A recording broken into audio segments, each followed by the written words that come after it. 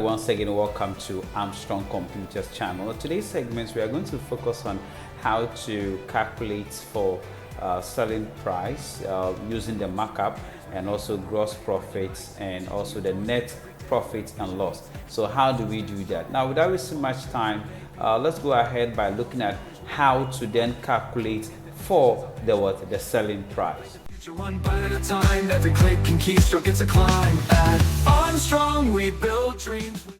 Okay, welcome back. Now, this is the selling. You see here, the selling price column is blank. And for me to just go ahead and then perform my calculation, first, this is the markup. The markup is 10%. And what I must do is that I must find 10% of the cost price and then add it again to the cost price to find the selling price. So how do we do that? So now, as I am in my cell D3, I'll go ahead and type equal to, and I'll say I'll go ahead and say, bring my parentheses, and I'll say B3 times C3, which is the percentage, which is the 10% being the markup. And I'll close the parentheses and I'll say plus C3 again. Then when I press enter, you can see here it's giving 8,800. And how we call it, 88,000 whatever. Okay, that is just that. Okay, so as indeed we have calculated for the selling price, I'll go ahead and then drag this to fill, using the autofill to fill the remaining products. Done. So now the next thing we're looking at is calculating the gross profit. Okay, now for me to get the gross profit, what I must do is just simple. What do I have to do? What I have to do is that I must make sure that I have to then subtract, okay, the cost price from the selling price for me to get my gross profit.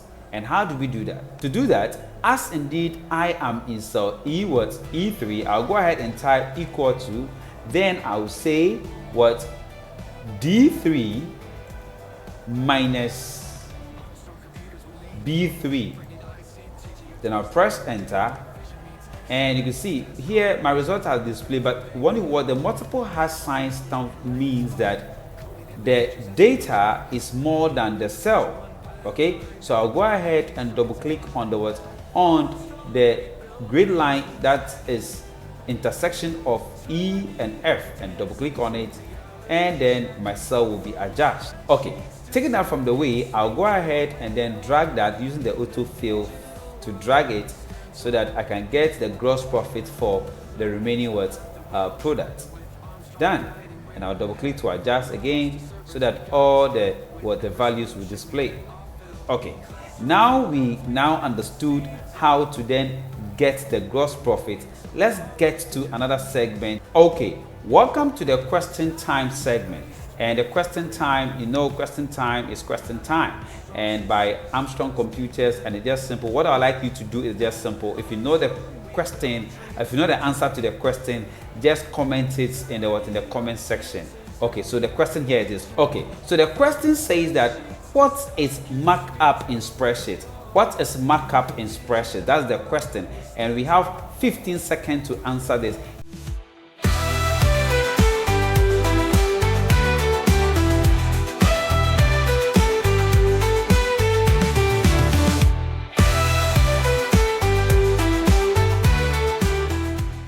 Okay, now you can see the clock has stopped. What's the answer to the question?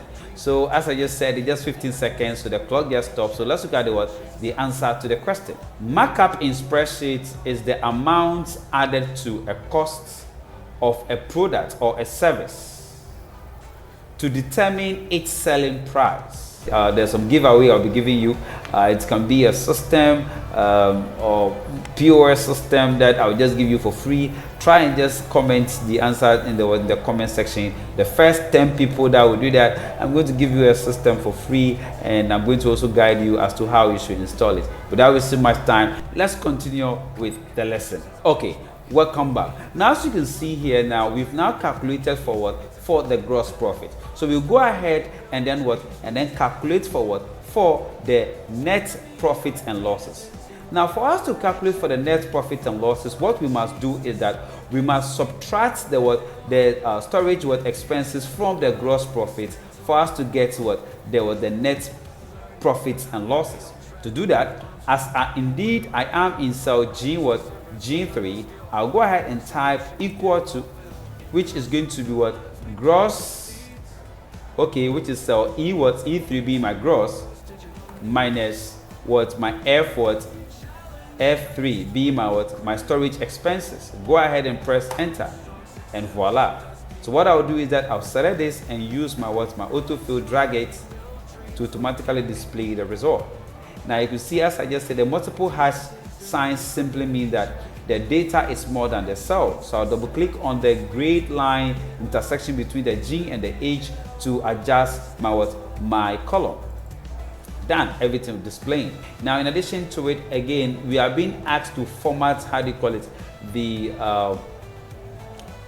cost price, the selling price, the gross profits, and the storage expenses and the net profits to Ghana Cedi sign.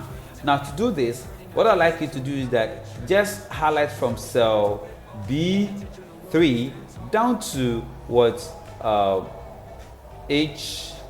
down to B10. Hold on to Control, come to the D3, hold on to it, and drag to G10. Now look through the home ribbon. Under the number logical group, click on the tasked arrow beside General. And from the General drop-down list, come and click on More Number Format. A dialog box will display on the screen, which is the format cell. Don't be alarmed. Go ahead from the category, select where we have currency. Then come to where we have symbol. Click on the tasked arrow below it and press G from the keyboard and take it to the G column. And you can see it here. We have the Ghana Cedis, which is the GHC selected. Go ahead and click on OK, and that will be applied to the value in the cell. Double click on the grade to adjust your cells. You can see I just did that, and voila. Okay, now we need to find the total. To find the total, you can equally select cell B11, which we are calculating for column, the total column. Select cell B11, look through the home ribbon. Under the editing logic, I will click on auto sum and press enter. It will automatically sum it up. Or better still, bring the mouse pointer to cell D11 and type equal to sum, open parenthesis, and select a cell range from cell D3 down to D10. Close the parenthesis, or you can choose to press enter and to work. Press enter and the calculation will be done. Now, or you can also choose to select cell D11, look through the home ribbon. Under the clipboard logical, we click on copy, and then come and select a cell range from cell E11 down to G11 and click on paste. And Excel will anticipate and then will automatically perform the calculation for you. After that, go ahead and press enter. Okay, I hope you enjoyed this lesson. Thank you so much for watching. Don't forget to subscribe, like, and comment in the comment section if this video or this lesson is helpful. See you and catch you in the next lesson. Bye bye.